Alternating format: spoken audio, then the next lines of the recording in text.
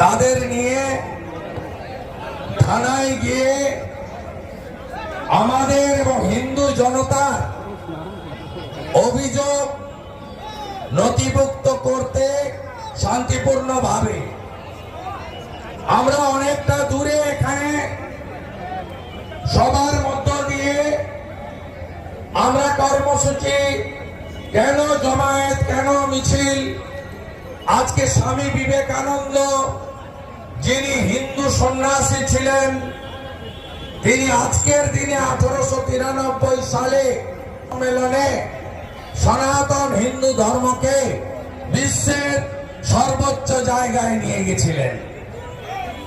সন্ত সমাজ আসুন, সাধুদের যারা এসছেন আসুন।